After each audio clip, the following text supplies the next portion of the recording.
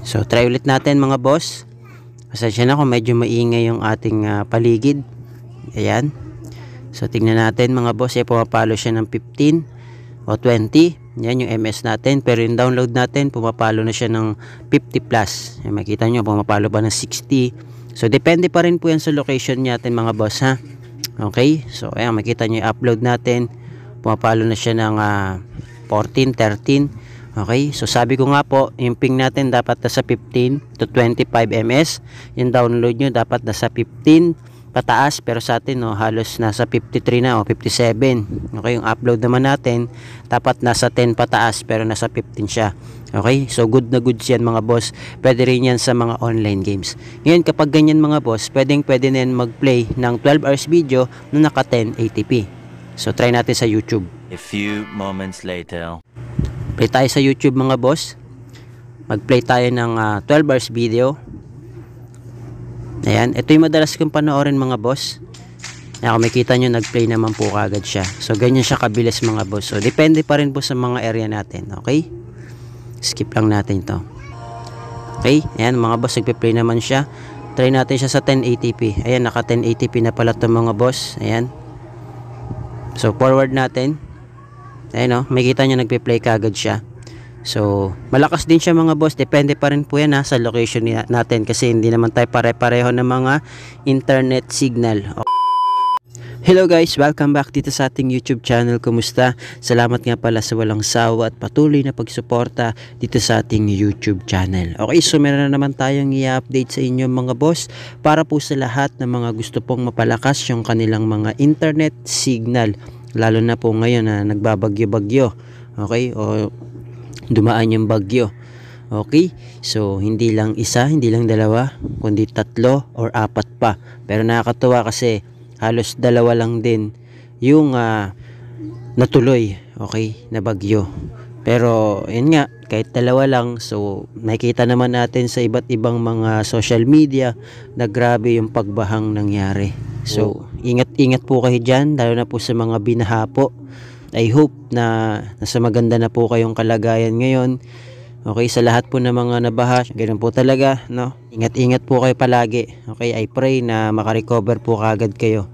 Okay, so yun nga mga boss, kahit na dumaan yung bagyo, okay, so manatili po tayong tapat sa ating Panginoon. Okay, humingi po tayo ng guide sa Kanya. Siya lang po yung makakatulong sa atin. Kailangan lang po natin talaga ng pananalig. At yun nga, kailangan talaga ng aksyon ng gobyerno. Isa yung ma-actionan sana kagad tayo ng mga gobyerno, okay, mga opisyales, na matulungan kagad, lalo na yung mga nabaha.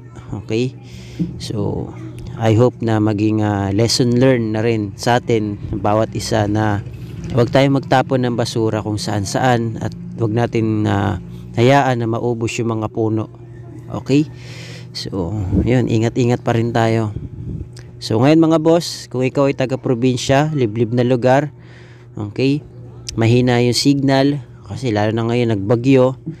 Okay, so punta po kayo sa bayan o kaya sa palengke o kung saan man po kayo makakasagap ng maganda-gandang signal. Okay, so I hope na gumana po sa inyo tong video tutorial natin, and papakita ko po sa inyo kung ano po yung pinaka setup natin. Okay, papakita ko po sa inyo yung speed test natin mga boss. Okay, papakita ko sa inyo. Ako po pala ay naka token text. Yan, makita nyo yung ping natin. Yan, nasa 18 lang siya. So dapat yung ping nyo nasa 15 to 25 ms lang. Okay, so itong setup na to, ito po yung sa cellphone lang natin. Okay, wala pa yung pinaka setup natin. Papakita ko muna sa inyo yung before, then yung after. So kung makita nyo, may naka hotspot yan mga boss. Ayan, data yung gamit ko, tapos naka hotspot. So TNT po yung gamit ko na merong only data. So kung ikaw ay bago lang, pwede kang pumunta sa dial *123 number sign, i-call mo. Okay, SIM 1 kasi yung token text ko. Check mo kung merong only data. Okay, mapabago man yan o luma yung SIM card mo, i-check mo *123 number sign. Kapag merong only data dyan mga boss, congratulations kasi selected SIM lang po yan. Ngayon, kung wala, pasensya na po. Kasi yun nga po, selected SIM lang po yung merong ganito. Okay? So, ngayon, papakita ko naman sa inyo mga boss, yung ating APN setup. So, ito yung before natin. Okay, kung makikita nyo, yan yung before natin. Wala pang setup yan. Pumapalo siya ng ating download ay 16 at yung upload natin ay 12. Okay, so dapat yan mga boss, yung MS nyo or yung ping nyo dapat 15 to 25 MS. Yung download nyo dapat papalo yan ng 15 pataas. Okay, yung upload nyo dapat papalo yan ng 10 pataas. Okay, so kung yung ganyan mga boss, kayang-kaya naman niya mag-play ng 1080p kasi malakas naman dito sa amin yung token text. Okay, pero kung gusto nyo pang mapataas yan, gamitin nyo tong setup natin. Okay, so gawin nyo mga boss, punta kayo sa settings, yan, connections, mobile networks, yan, then punta tayo sa access point names or APN. So naka-hotspot pala ako mga boss ha, ayun o, naka-hotspot yan, no? Nakabukas yung data natin.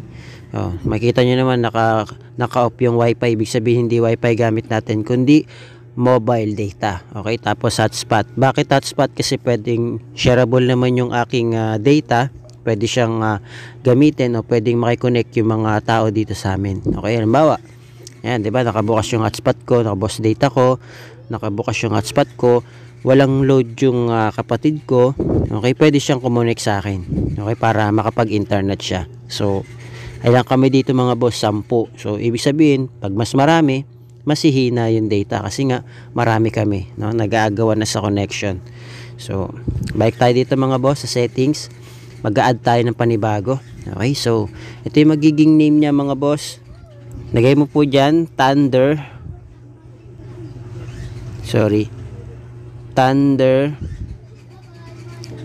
PH, yan, Thunder PH APN. Yan po Thunder PH APN. Puro big letter po yan yung pangalan niya.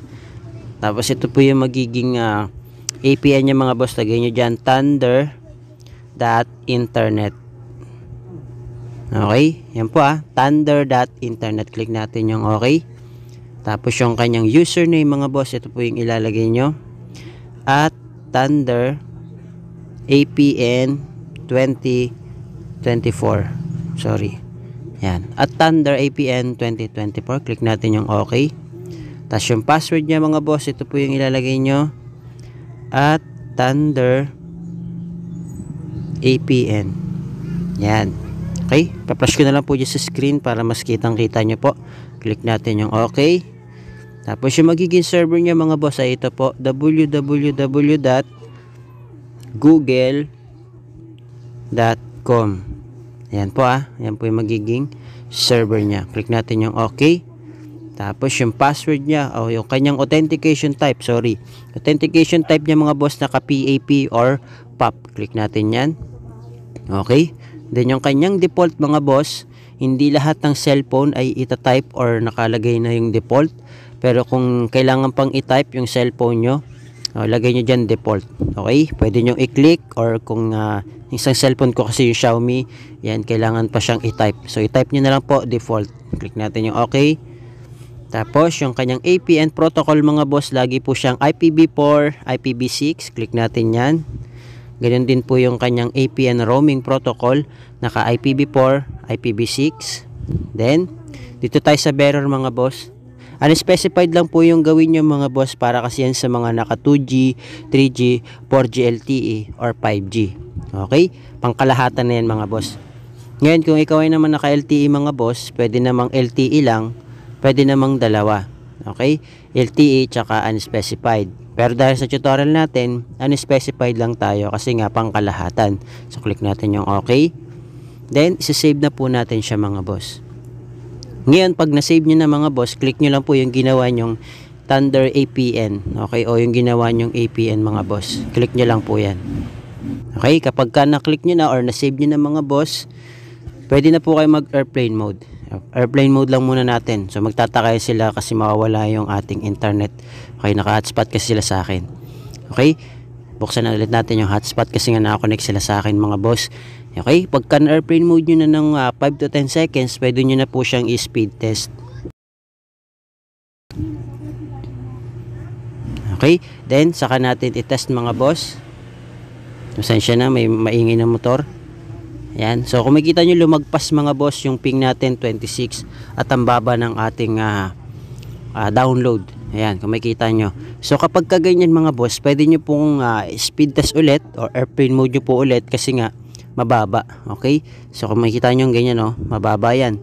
So pero kayang-kaya niya mag-play ng 1080p mga boss. Pero yun nga lang, medyo mabagal yan. So gagawin nyo, i-close nyo ulit. Okay, speed test nyo ulit. Airplane mode muna natin ng 5 to 10 seconds. So depende sa inyo. Mas matagal, mas maganda. Okay, buksan ulit natin yung hotspot. Kasi nga nakakonect sila sa akin. So try ulit natin mga boss. Pasensya na kung medyo maingay yung ating paligid. Ayan. So tingnan natin mga boss. Pumapalo siya ng 15 o 20. Yan yung MS natin. Pero yung download natin, pumapalo na siya ng 50 plus. Yan, makita nyo, pumapalo pa ng 60. So depende pa rin po yan sa location natin mga boss ha. Okay, so ayan, makita nyo yung upload natin, pumapalo na siya ng 14, 13. Okay, so sabi ko nga po, yung ping natin dapat nasa 15 to 25 ms. Yung download nyo dapat nasa 15 pataas, pero sa atin halos nasa 53 na o 57. Okay, yung upload naman natin dapat nasa 10 pataas, pero nasa 15 siya. Okay, so good na good yan mga boss. Pwede rin yan sa mga online games. Ngayon kapag ganyan mga boss, pwede na yan mag-play ng 12 hours video na naka 1080p. So try natin sa YouTube. Play tayo sa YouTube mga boss. Mag-play tayo ng 12 hours video. Ayan, ito yung madalas kong panoorin mga boss. Kung makita nyo, nag-play naman po kagad siya. So ganyan siya kabilis mga boss. So depende pa rin po sa mga area natin. Okay, skip lang natin to. Okay, ayan mga boss, nagpe-play naman siya. Try natin siya sa 1080p. Ayan, naka 1080p na pala to mga boss. Ayan. So forward natin. Ayan makita nyo, nagpe-play kagad siya. So malakas din siya mga boss. Depende pa rin po yan sa location natin. Kasi hindi naman tayo pare-pareho ng mga internet signal. Okay, depende pa rin po sa location. Pero good for all networks po ito mga boss ha. Ayan, kahit i-forward natin yan diba? So feedback na lang kayo mga boss kung working po sa inyo tong ating video tutorial, and I hope na gumana po sa inyo tong video tutorial natin, nakatulong po sa inyo. Okay, so good for all networks yan, Smart Token Text and Sun, Globe and TM, pwede po yan pati sa mga nakadito. So yun lang mga boss, maraming salamat. Thank you, God bless, see you on my next video.